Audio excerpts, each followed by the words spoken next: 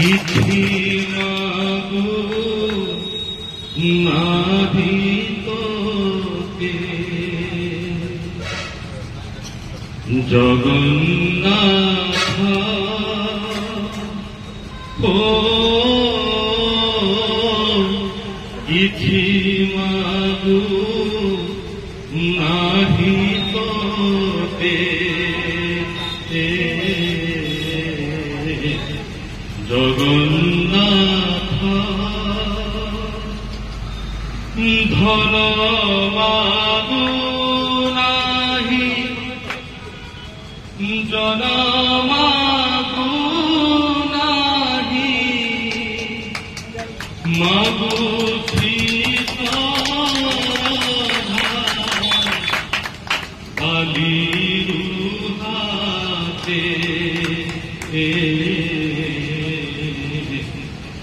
जगन्नाथ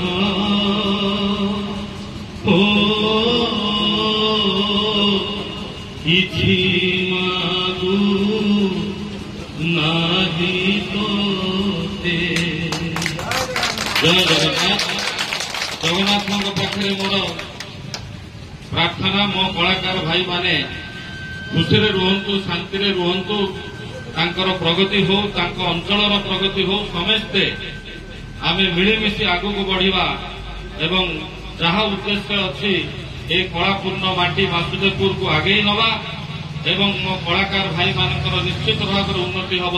यही आशा और विश्वास रखुची। बहुत बहुत धन्यवाद। जय जगन्नाथ।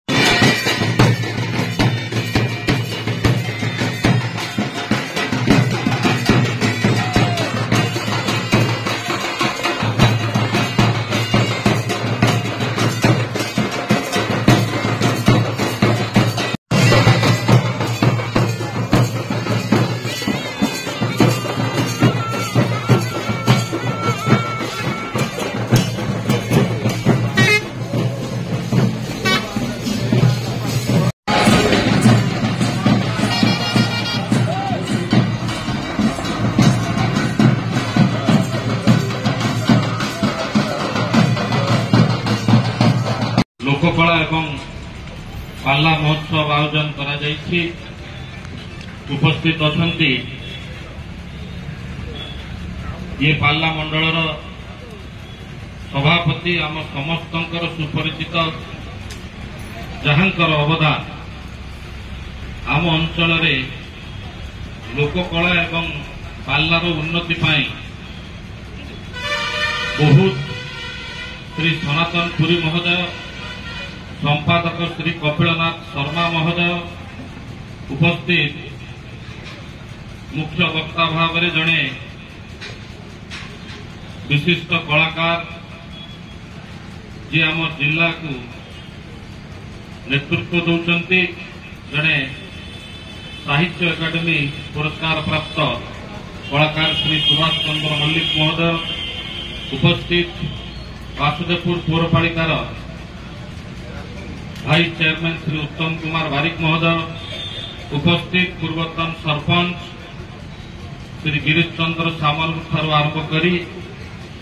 समाजसेवी दीनबंधु बाबू ये सभा परिचालना करछंती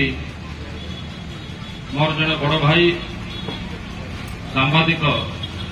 बाबुली भाई सम्मुखरे थिबा कलाकार भाई और भौणी माने वरिष्ठ गुरुजन माने मोर माँ माने समस्त को आज ये शुभ अवसर में मु प्रणाम एवं नमस्कार जनाऊँ। किछि कहिबा पूर्व प्रथमे मु धन्यवाद देवा चाहे ये जो प्रसन्न वासुदेव पाल्ला मंडल ये मंडल जो माने नेतृत्व नौचंती सभापति कहतु संपादक कहतु एवं तांकु सहयोग करुवा जो वरिष्ठ कलाकार माने अछंती सनातन सार एवं कपिल बाबू वरिष्ठ पाला गायक रसराज अमूल्य रत्न साहूंकर पुस्तिका छाप मोचन उन्मोचन कर